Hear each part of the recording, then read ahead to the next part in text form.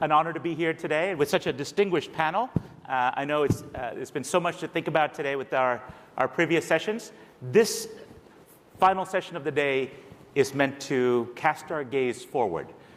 We've been gazing at our navel to some degree about the trade deal and the details of intellectual property, all important issues.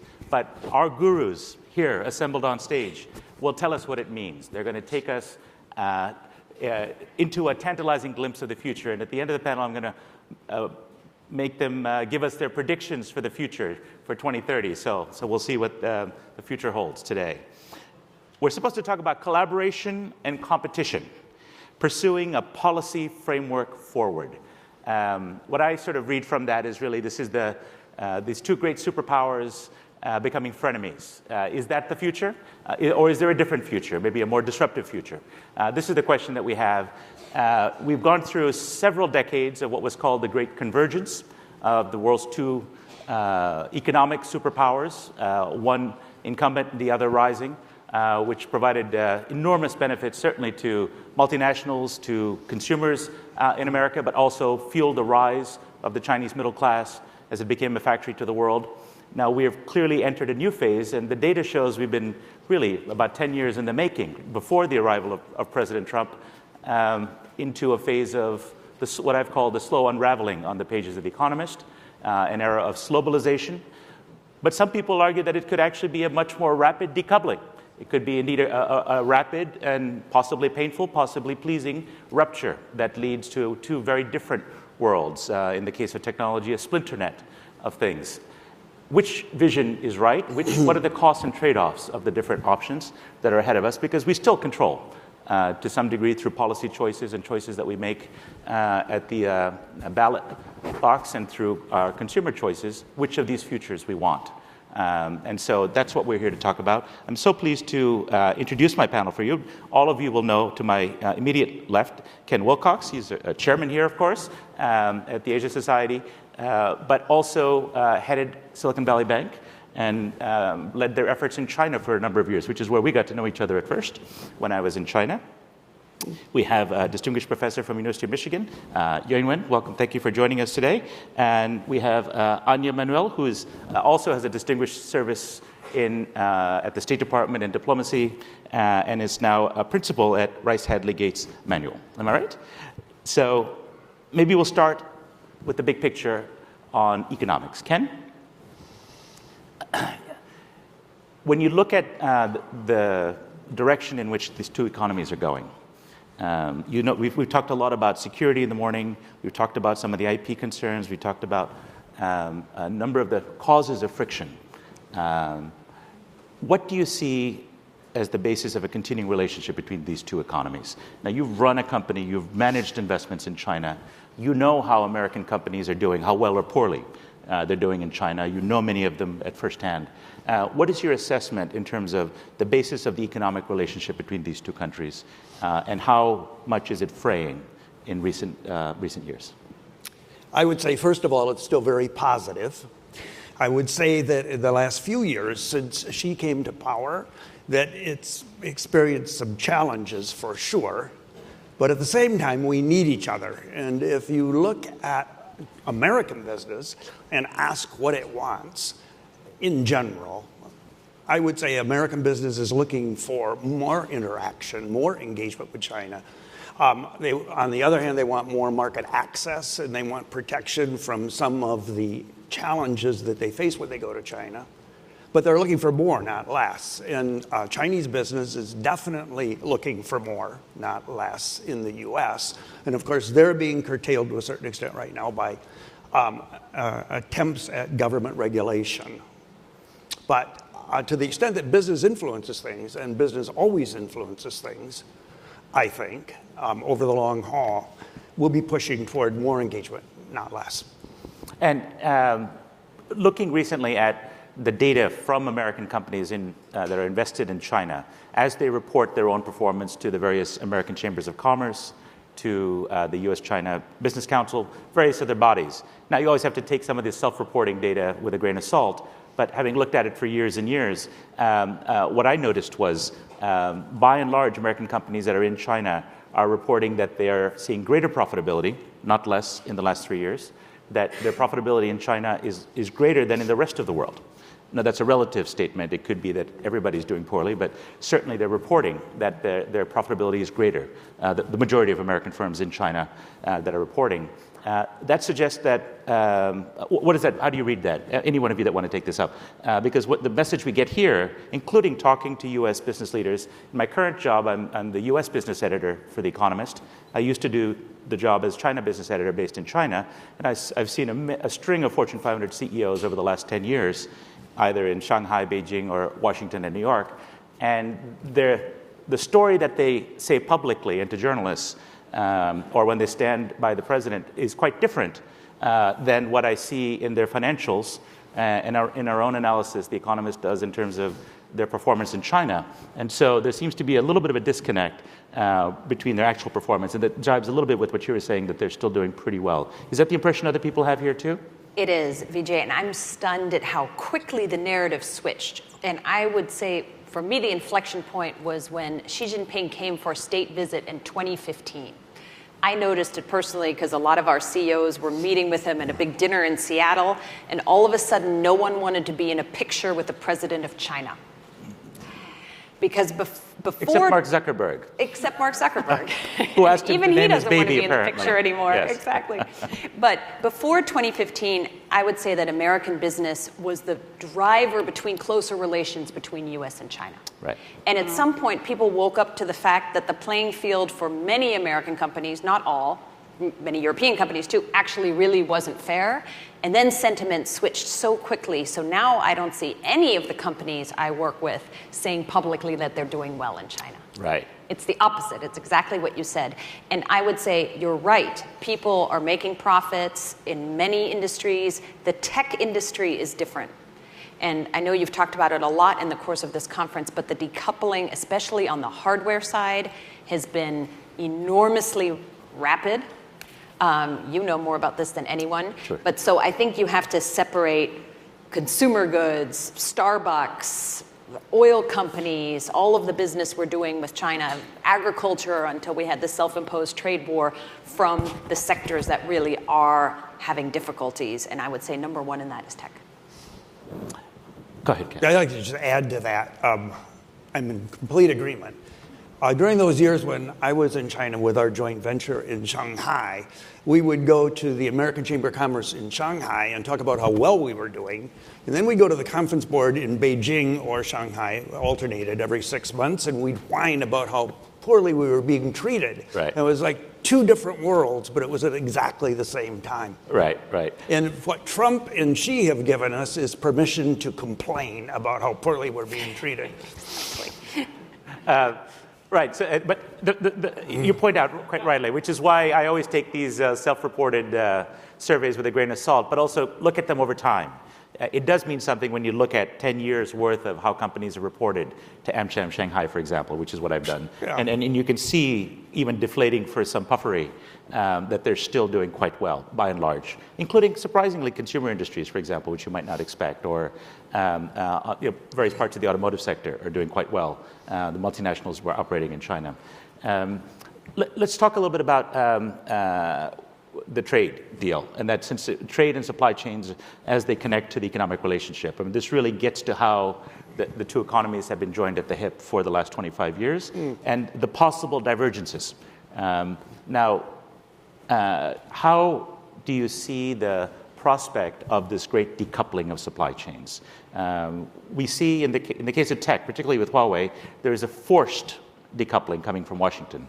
And we'll see what happens on the Huawei front. We've discussed it already today. But if we take a step back from that specific politics of it, the economics of decoupling, global supply chains have been getting shorter and more regionalized in, for example, the automobile industry, where we've seen a greater clustering in North America with Mexico emerging and displacing what's been happening in China. We've seen some of the Amazon effect, that is the always-on rapid delivery, shorter cycle times, faster innovation, demand spreading not only from consumer products to other, even B2B industries and so on, that's leading to pressure to shorten supply chains because it's easier to stock and deliver and innovate in smaller batches when you're closer to your end consumer. So these forces, we've argued at my newspaper, have been leading to a sort of decoupling and regionalization even before some of the trade wars and xenophobia stepped in, whether it's in Europe or here.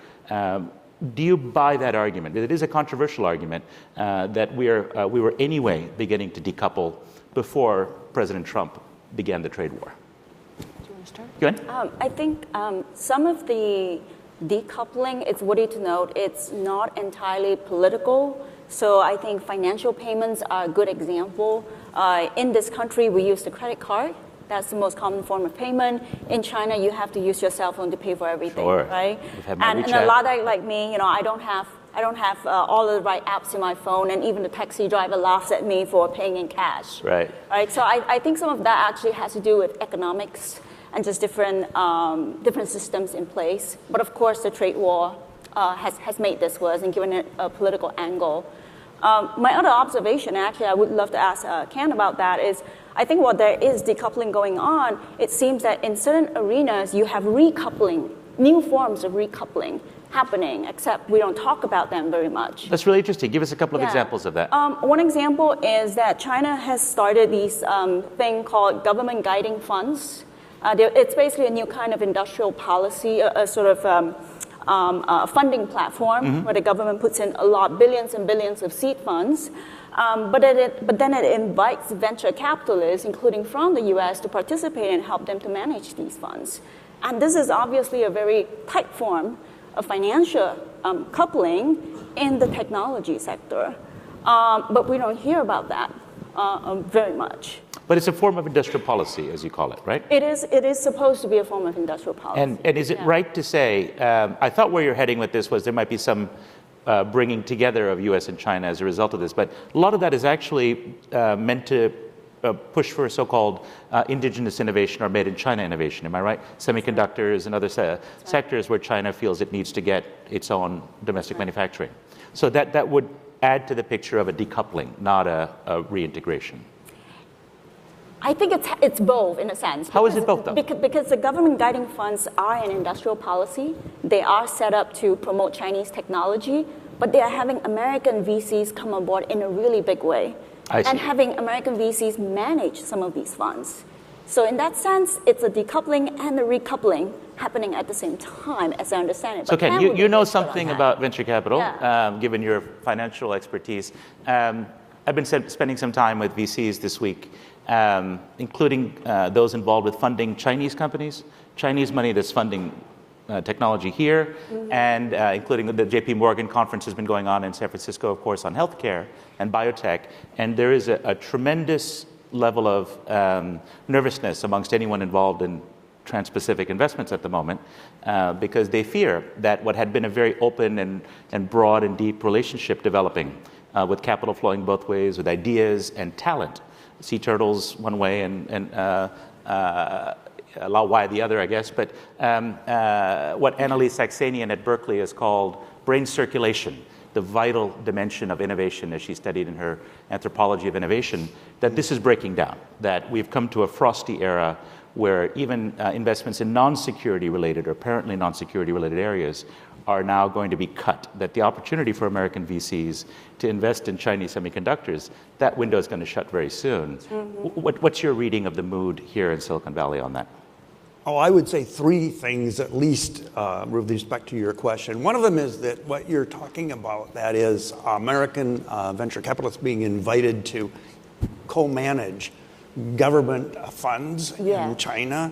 That's actually been going on for quite a few years, and we ourselves have been involved in that. It's actually pretty problematic, though, because we approach venture capital from two different angles, meaning our view is that we want to invest only in the best funds, and their view is they want to often invest in the funds that have the best educated sons and daughters of the political elite. And then we end up, arguing with each other. The other thing is that it's obviously, in many, many cases, only the Chinese side embarks on these projects primarily in order to learn from us. And I think when they reach the point where they feel they've learned everything they can, they conveniently squeeze us a little bit. So that would be my first experience. Go ahead. Let's have Anja on that point. We'll come back to you. I would say on this point, the numbers speak for themselves. I think Rhodium Group just came up with a study that said in 2017 there was 17 billion in American venture capital flowing into China this year. Last year it was 4. That maybe my numbers are off by a little bit, but it's a crash. And this, to me, on a policy perspective, look, it takes 2 to tango. The Chinese side hasn't been so helpful, and you described Chinese innovation policy very helpfully. But on the U.S. side, we are using 20th century tools to solve a 21st century problem. And so far, it has been all defensive. Less American investment in China, stricter CFIUS, the new FIRMA, export controls. We've been waiting for what technologies are covered by these new export controls coming out of commerce for over a year now. Right now, if you look at the list, it covers pretty much every technology we deal with here in Silicon Valley. It has a potential to be enormously overbroad. Now, let's hope they won't quite get there. But we are building a wall in a space that doesn't work that way. Technology is airborne. You know, if you look at, I see my clients and others, the AI labs are here and in Israel and in China and in Germany. And if you say, well, you can't have an AI lab in China, then they'll bring all those scientists to Germany and unite them all there. Sure. So my view is we're being very ham-handed in the way we're handling this. So you talked about 20th century tools and why they don't work. And you tantalized us with your perspective there might be 21st century tools. We'll come back to that in a moment, but Ken, go on. Well, I think the problem that Anja is alluding to is further complicated by the fact that it's almost impossible to tell in today's world what's an American venture capitalist, what is a Chinese venture capitalist, what's an American venture capital firm, what's a Chinese venture capital firm, what's American money, what's Chinese money. And I can give you concrete examples, but obviously enough, if somebody moves when he's 20 years old or she's 20 years old from China to the U.S., gets an American education, and then begins raising money for a venture capital firm, and some of the money comes from places that are ultimately traceable to the Chinese government. Maybe, maybe not, because it's the whole concept of some money being private, some money being government, that's very much blurred. It's a spectrum. It's not a binary situation. And this person then is investing through that venture capital fund in American technology, and some of the partners are of Chinese heritage. Some of them are of who knows what, French, German. You can't differentiate, and this is, I think, boggling the minds of our government policymakers. It's almost impossible to tell. So then there's a tendency, I think, to move toward sweeping generalizations, which take us to the point where we then hear complaints about potential racist profiling. Sure. It's extremely confusing and almost impossible. And I think that in a vague way is sort of another example of a 18th century tool being used to try to figure out a 21st century policy. Okay, so now you've taken us even further back to the 18th century. But this is a panel that's meant to be forward-looking, so I'm going to have to row us back a little bit. But your point is taken. I mean, there's certainly something of a new Red Scare element in some of this. But let's, take a moment to reflect. Even if the tools or methods are not appropriate or adequate or even effective in your estimation, let's take a look at the prior question. Is the threat real? In other words, what Washington is tilting at, the rise of a Chinese superpower. Clearly on the economic front, China's arrival. It's been complementary to our economy as it was rising, but increasingly will be competitive in a number of industries. But going forward, the concern is to do with security, with telecoms, various other areas that go beyond simply economic competition to national security competition. And a lot of this really gets into innovation, how China innovates, and that is posing a threat, or at least it's scaring lots of folks in the Washington establishment. So let's take a look at how China innovates, how its own innovation policies, how well they work. Yuen, I think you've done analysis of this, of a previous era of innovation policies, the so-called indigenous innovation approach that China had, very controversial. A number of the Western powers actually got together to push back. The chambers and the political powers that be from Europe and the U.S. particularly push back. But tell us, what's your study of that show, and in particular, what that might mean for current and forward-looking policies like Manufacturing 2025. What's your assessment? I think it's fair to say that there is an underlying assumption behind American anxieties about the ability of the Chinese government to use top-down, heavy-handed means to achieve technological or market dominance, right? So this is the main driving fear behind Made in China 2025. And before that, there was a national campaign in 2006 to promote indigenous innovation. Sure. But I think we need to have a balanced understanding of both the weaknesses and the strengths of the Chinese government in doing industrial policy and indeed in achieving any kind of ambitious targets. And to use the example of this 2006 campaign, in one of my recent research, we have a data set of all of the patents produced in China from 1990 to 2015. To give you a little bit of context, China is now the world's largest patents producers in terms of total numbers, right? Although you have to adjust for quality on that, right? Right.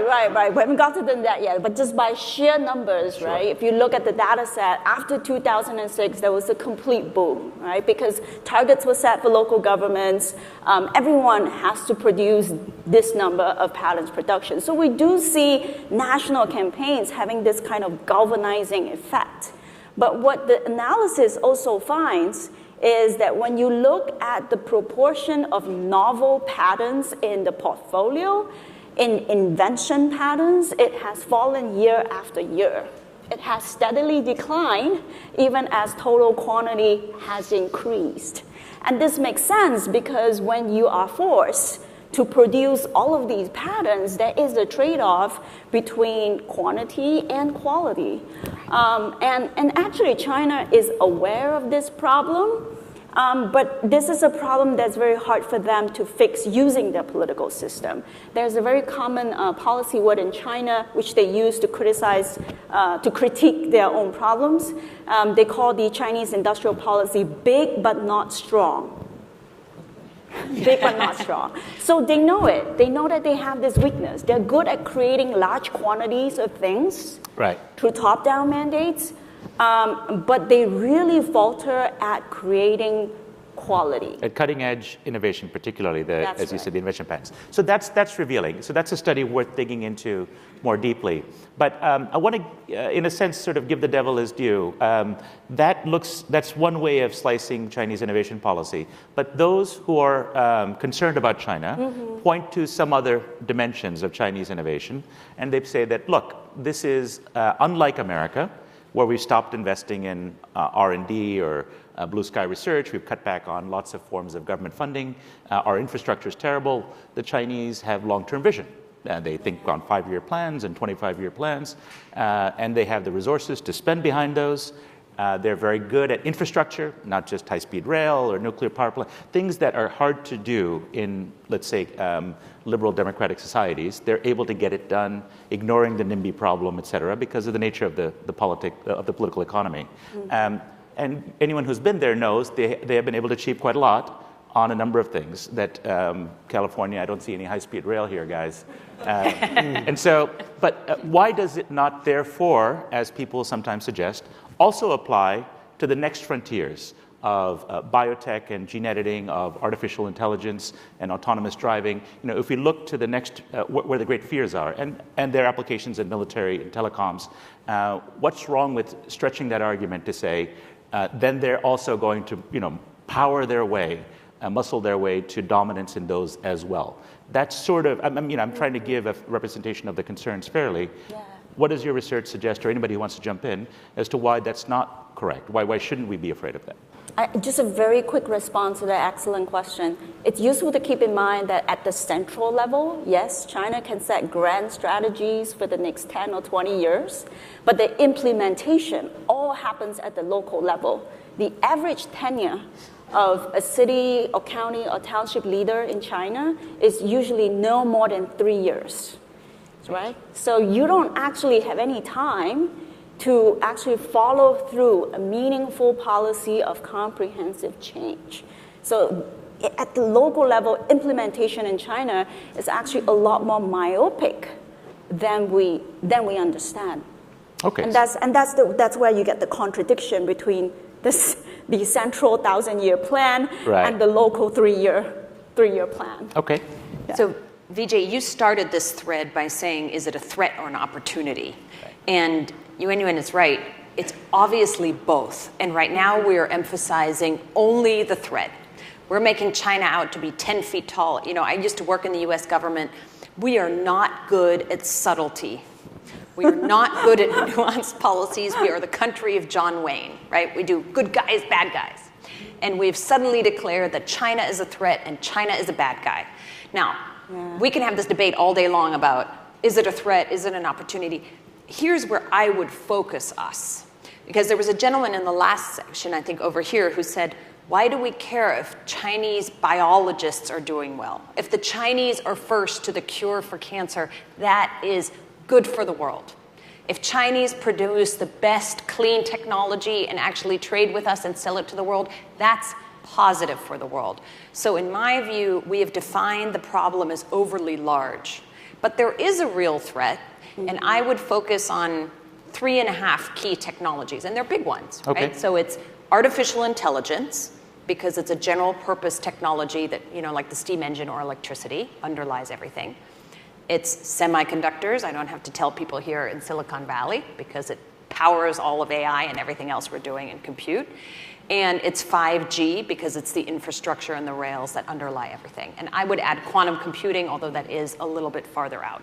Now, that's a lot, but it's not as big as our government is currently defining the problem. If you read or heard Pompeo's speech here in Silicon Valley this week, it boils down to China bad, and everything they innovate, they share with their military. Therefore, be afraid. And it's just a little bit more nuanced than that. Okay, I'm going to come to the audience in just a moment, so please get your questions ready. You have something to jump in on? You know, I just want to add to what Anja and Yuen are saying, and that is that these are, I think you nailed the four big ones, and I wouldn't underestimate China's ability to pursue those four successfully. But if I have anything to fear, it's not China. What I fear is us. Meaning, if Huawei's way ahead, shame on us. Right. It's not their fault. Anybody wants to get ahead. How can you criticize somebody for working hard? The thing that we really have to fear, in my opinion, is a seemingly almost total lack of industrial policy on our part. And those who claim America is anti-industrial policy don't know history, because in the past, we've often had industrial policy. It's only recently that we've decided that that's anti-American. Give me one policy that might be broadly called innovation policy that we should do. And Anja, I want to come to you because I promised you some time on this. But what would you advocate, Ken, that is forward-looking? Oh, we should be investing huge amounts of money in education and in R&D and the other thing I would say is that we should be focused a little bit more on this political polarization. You know, the Democrats can blame it on the Republicans, and the Republicans can blame it on the Democrats, but in the end, we're as a group at fault if we're totally stymied, and it's to China's benefit to the extent that China sees itself in competition. Right, gridlock doesn't help us. It lets them continue their rise. Something on industrial policy or innovation policy? An anecdote to share on 5Gs, not an anecdote, a quote actually, in a speech recently given by Li Yizhong, who is the former Minister of Industry and Information Technology in China. And in his speech, he said, "Forgive me for being candid. We talk a lot about 5Gs, but we don't talk enough about 4G. And when he said 4G, he didn't mean the English alphabet G. He meant the Chinese word for G, which means basic. He says that in China, we are lacking 4 basic types of scientific innovations.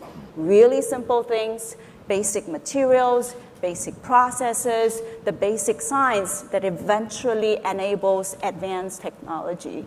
So I think it's useful to keep that in mind because China knows that very well, that the gap between them and the US is not that they're competing on the same dimension.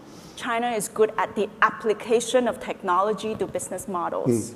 The US is good at basic scientific innovation.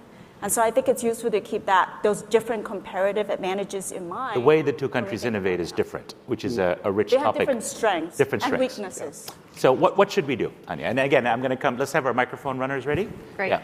So Vijay, I think every time you say the word industrial policy, all the entrepreneurs in the room cringe. But I agree with you that we need it, you just have to rebrand it. Sure, call it innovation policy. We'll call it innovation policy. We can call it standing up and competing. And in addition to Ken's and Yuen's already good points, I would advocate we do the following. On the U.S. Call it unicorns side, and rainbows. Unicorns and rainbows. Yeah. On the what can our government and what can we do from the U.S. side, I agree with the R&D point, and let me just make it more specific for you. We just, with great fanfare, announced an additional 200 million with an M, like Austin Powers, for AI innovation from the federal government. That's pathetic, right?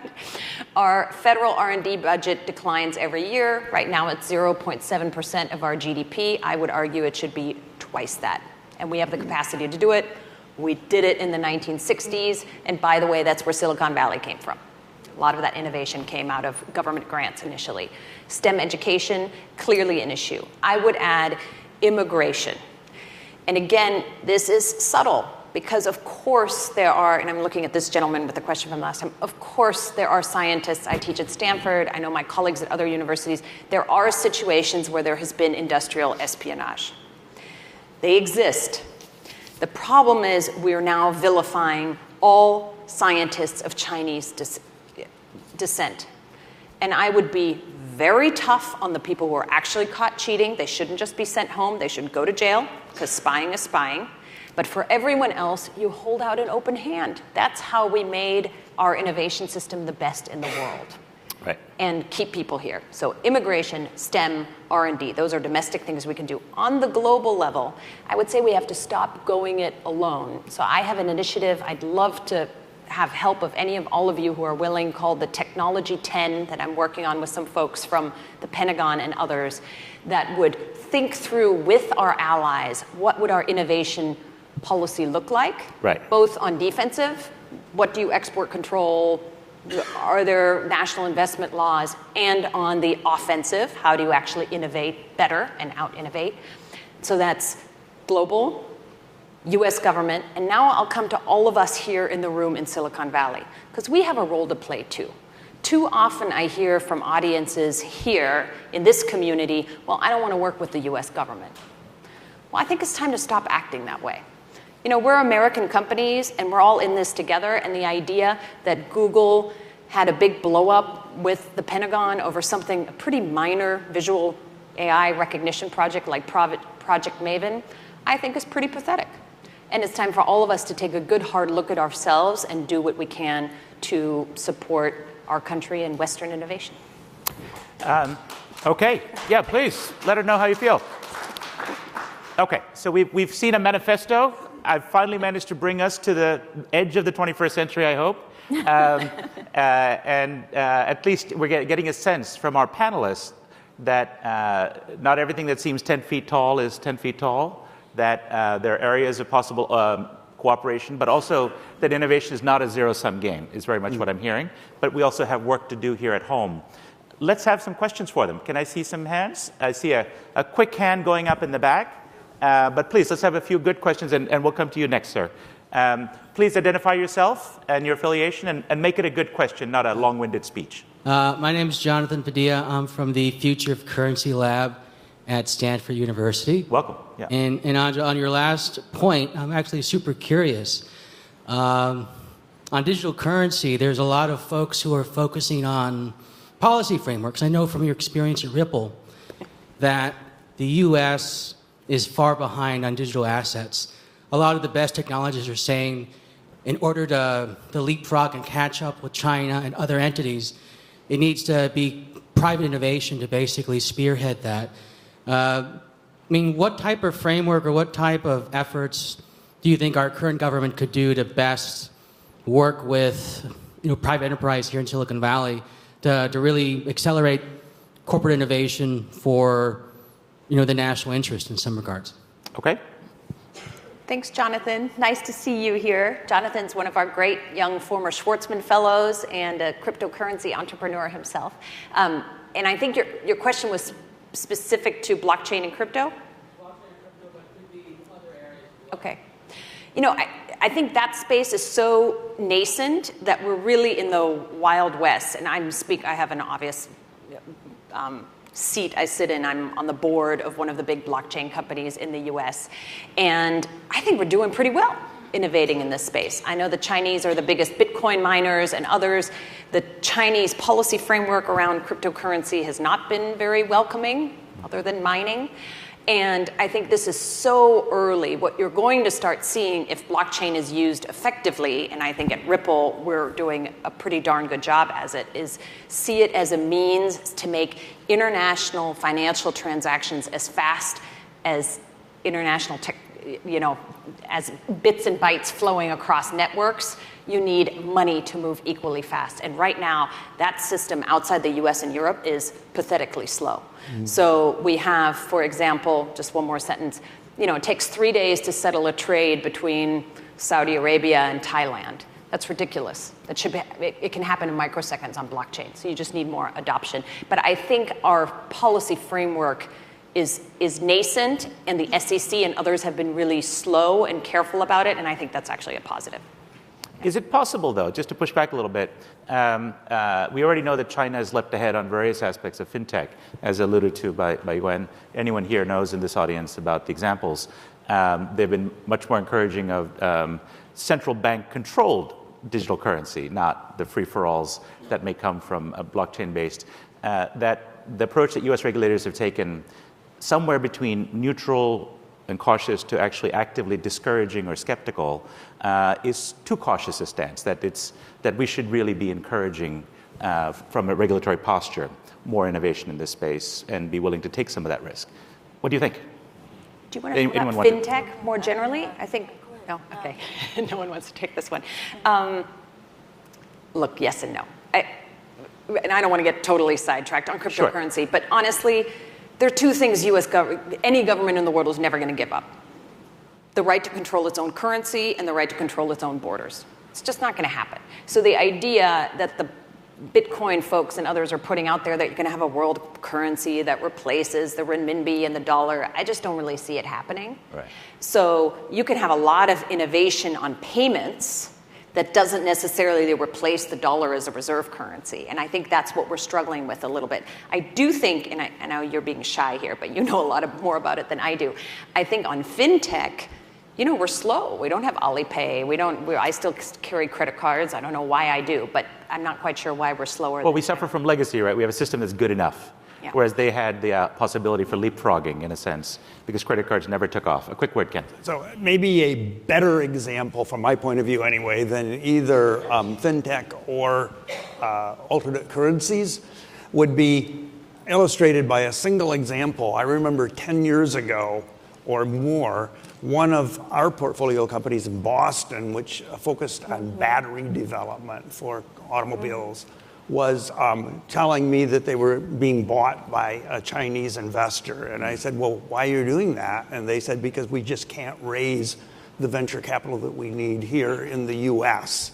And I think Michael would underscore what I'm about to say, and that is that I believe Chinese in general, or China in general, is ahead of us on battery technology today. And you have to ask yourself, why did that have to be? Couldn't we be longer-term thinkers? Well, maybe the venture community isn't set up to think out 10 or 15 years, but the U.S. government certainly should be able to. Right. Okay, let's, a quick word. You're the expert. Well, I'm not the expert on fintech, and so I'm going to defer to other fintech experts. But I think a useful context to keep in mind is that China leapfrogged on mobile payments because they had a non-existent credit card system. Sure. They leapfrogged on e-commerce because retail shopping was doing so badly. So I think sometimes Americans need not worry when China does well on certain things because those things succeeded precisely because there were weaknesses that pushed them to absence of legacy, Yeah. right. Great. Thank you for being patient, sir. Let's have your name and affiliation and a question. Carl Hewitt, used to teach at emeritus professor at MIT, but I decided the left coast is better than the right coast because it's got Silicon Valley.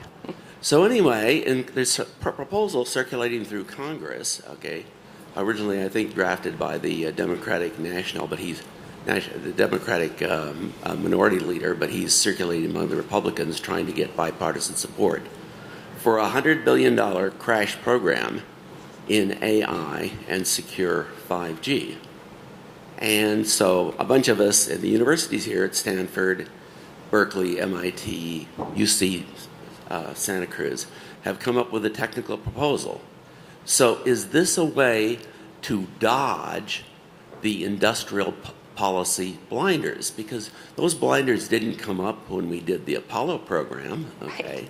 They didn't come up when we did the other programs like that. So if you can come up with a specific technical proposal of a technology stack that needs to be built and needs to be built quickly, maybe that's a way to get through, but it might be have to be passed by Congress with a veto-proof majority. Mm-hmm.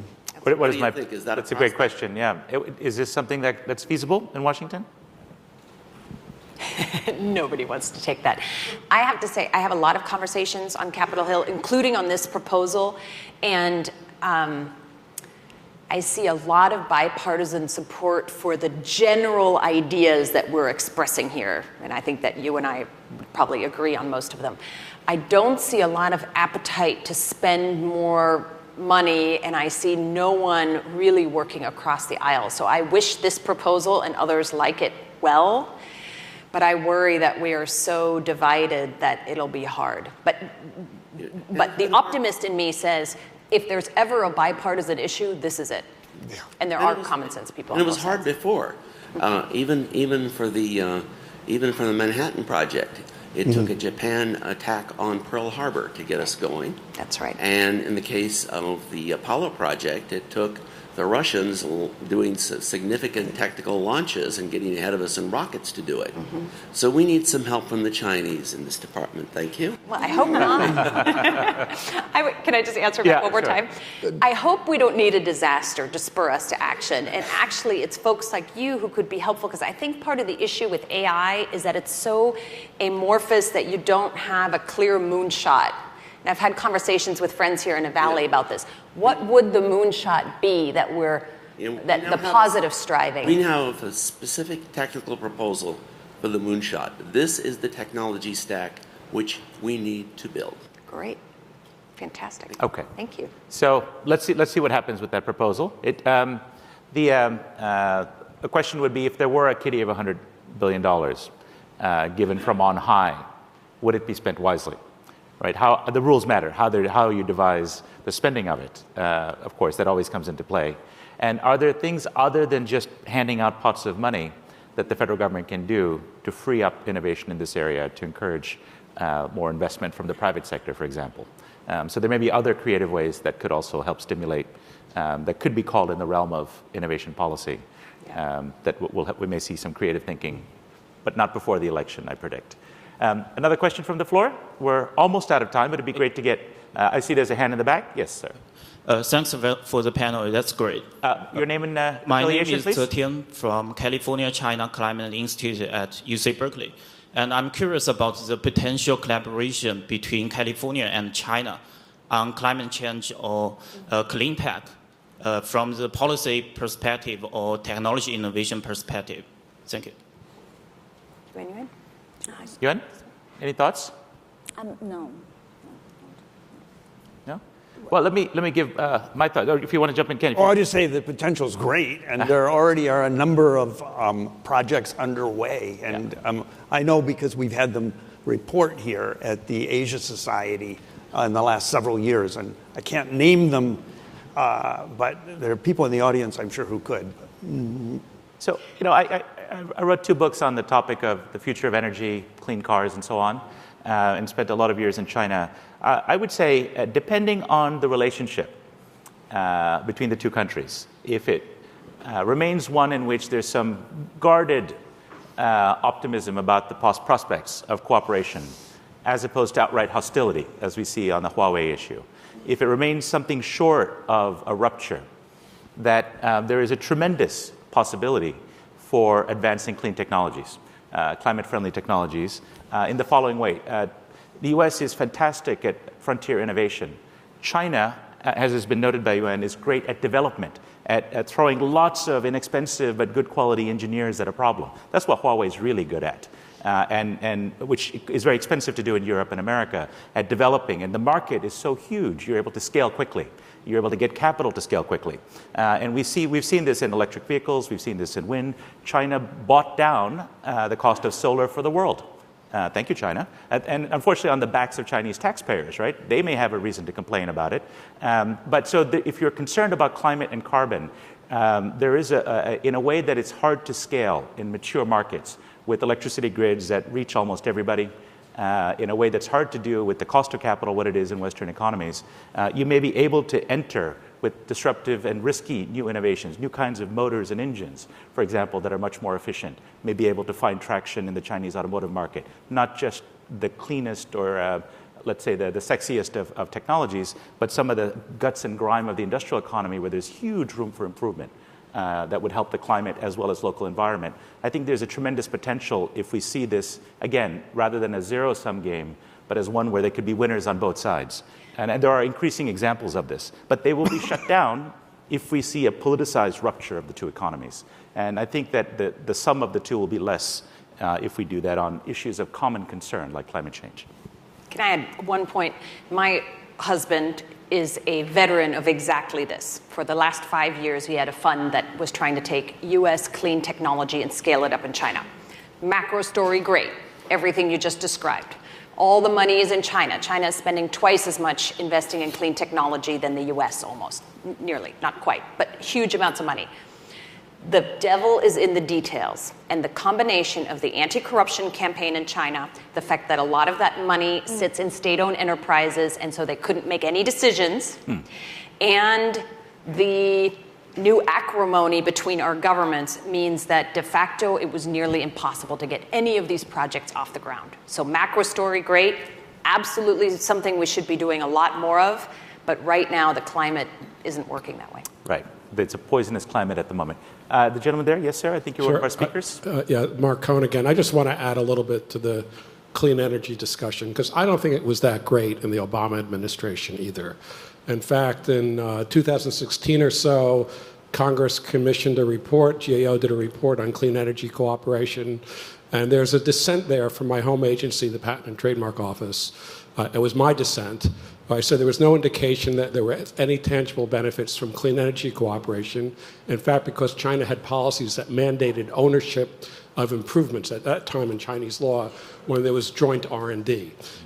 And in fact, later we found a ratio of approximately 20-1 in terms of U.S. patents filed on bilateral cooperation, where the Chinese collaborator filed about 20 patents in its own name, perhaps defrauding the Chinese Patent Office in the process and failing to disclose the prior art that existed in the U.S. or U.S. government funding. So, I also advise the Berkeley clean energy effort, but unfortunately, the past is not that positive. And I agree, Anja, with what you just said in terms of these other factors.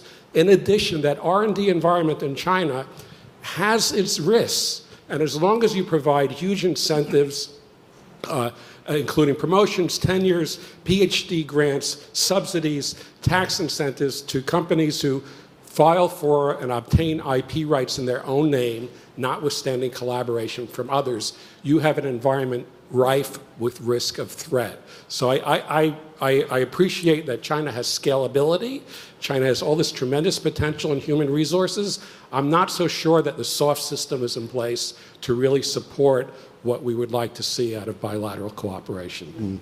I would thank you for those thoughts, and I would even add one more sobering thought.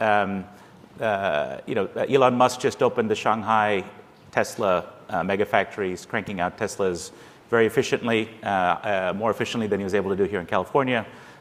It's fully owned by him, so Tesla keeps its IP, right? So that looks like an advance, an opening towards what America has wanted for a long time. But in fact, his suppliers are Chinese in China. And a lot of what counts as intellectual property are trade secrets and processes. And so the sophisticated ways in which, and China has a phenomenally advanced, sophisticated electronics production, automotive production supply chains. These companies, Honhai is a great example, the Taiwanese company, but that operates as Foxconn on the mainland, they have tremendous know-how.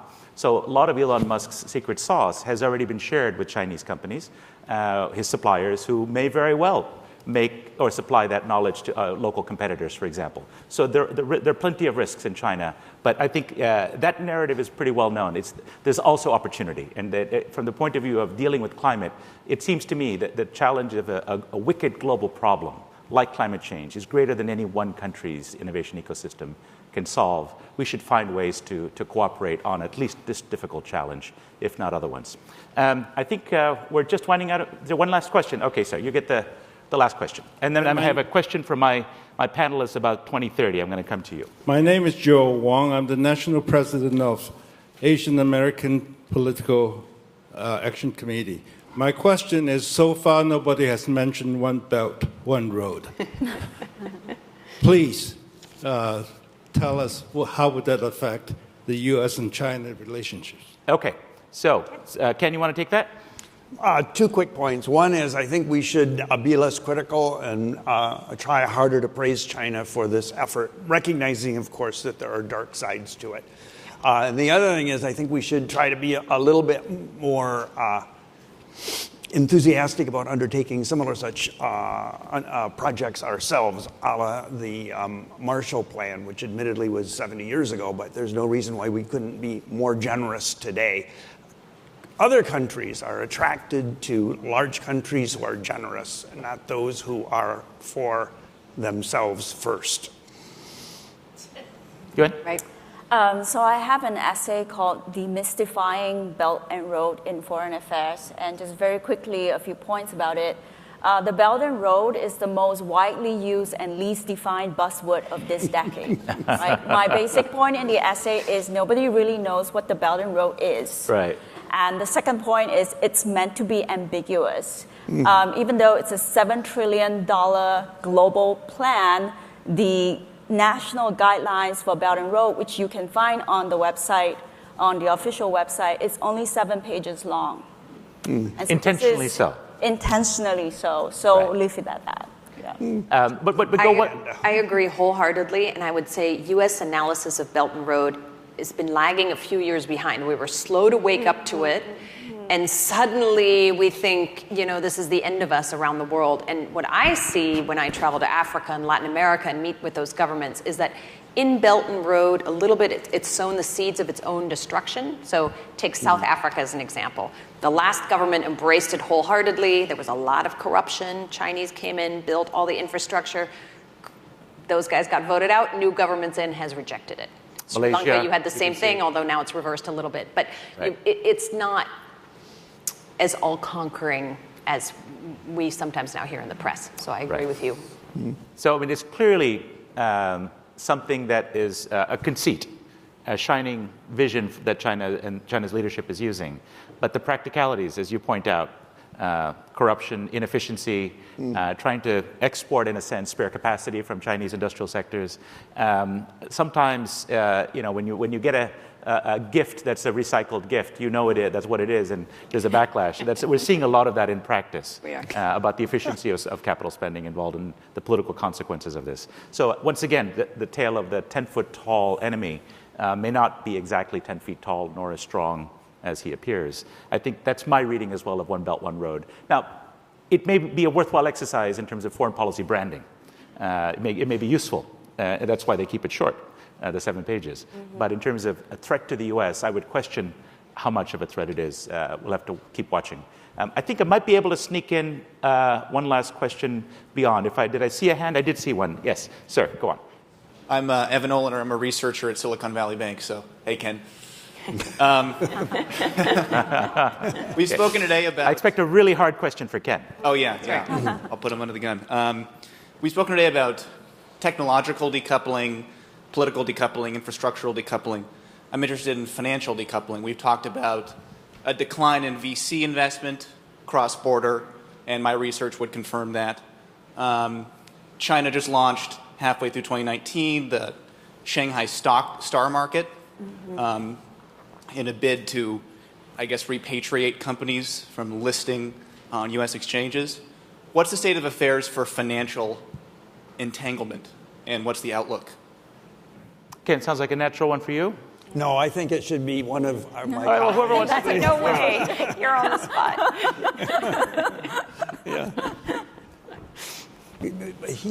He's one of my organization. He's not going to give me a hard question. It's for you. Good luck, Ken. I don't know. That's an almost impossible one for me to answer. I'll just punt and say that in a longer term sense, I'm absolutely convinced that 10 years from now, we'll be about where we are today in terms of the relationship with China. Financially, specifically financial sector. Pardon me? The question, I think, was about financial sector. Is that what you're... I can't answer that. You abstain? I abstain, I'm sorry. Okay, you declare an interest and you abstain. Okay, well, let's, the remaining folks on stage, let's talk about this. Let me put the question a little bit more sharply to you folks, and please disabuse me of my misconceptions. China is heavily integrated with the world, for example, in goods trade. It's the world's biggest manufacturer and exporter, with Germany obviously as a competitor. But when it comes to financial integration, if you look at financial sector, less than 2% foreign penetration. Despite all the promises or nudges and winks that were made at the time of WTO accession, insurance sector, banks, investment banking, very small foreign involvement to this day, despite many brilliant American financiers banging their heads against the wall in China and sort of spending parts of their career hoping to be the one to crack China open. It hasn't happened. It doesn't really look. There are more promises made, recent openings, small bones and crumbs handed out here and there, but I don't see any significant opening. The RMB internationalization was meant to be a potential future reserve currency. There was a big hullabaloo about this. Lots of London, Singapore, multiple ports of call. You can trade in RMB. At the end of the day, has lost its enthusiasm, lost steam, in part because maybe global activities, the financial crises in the West, the trade wars, but for various reasons. It seems to me it is a small deal now and doesn't look to be a big deal going forward. But I wonder if anybody would disagree with me on the stage. Just I wanted to answer your question directly since our expert abstains. It's always been a small deal. And we were always, at every point in the last 10 years, reading with enthusiasm some announcement and hoping that it would come to fruition and waiting. Right. Waiting. Yeah. I'll just give one example. Crumbs is exactly right. So all my friends in the financial industry are currently very optimistic because a lot of crumbs have just been laid. Right. Asset management, and Fitch thinks they're going in and going to do ratings. All the ratings agencies that are currently in haven't rated a single Chinese stock or bond. So I think you're right. Right, exactly. Okay, so in closing, I'm going to ask each of my panelists in turn to predict. Now, we're here to talk about U.S.-China relationship, forward-looking panel, I promised you. I've dragged you back from the 20th and the 18th centuries. Now I'm pushing them forward at least to 2030. I want you to predict in a sentence, or even a word, you get extra credit if you can do it in a word, describe the U.S.-China relationship in 2030. Let's start with you, Anja. I am an optimist. Both political systems will have come to their senses and realized that in some level we're going to have to muddle through, There will be continued disagreement on things like the South China Sea, our differing political systems, but we will have decided that economically it's better for each of us and for the world if we get along, comma, and we will have decided that there are big, pressing global problems, the number one of them being climate change, that we cannot solve without the help from the other. Okay. Inshallah. A big breathful of guarded optimism. Yuen, how do you feel? Can't do it in one word. A short paragraph. Sure. History is singular, but the future is plural. So I'm a pessimist. If we continue on the current path, I think that relations between U.S. and China are only going to get worse. And the reason is the actions that the U.S. has taken toward China has so far validated China's long-held theory that the U.S. is out to contain them. So in both countries, the moderate voices are being diminished and the radicals, are empowered. So to me, that is a very bad sign. But if we can change our understanding and our policies, then things might improve. So you're not paranoid if they really are out to get you? Sorry? I understand. So the paranoia of some in the Chinese leadership that the U.S. is out to contain them, keep China down, is being validated or reinforced by current actions. As long as that cycle is in place, you see a pessimistic outcome. It's a vicious cycle. Gotcha. Ken?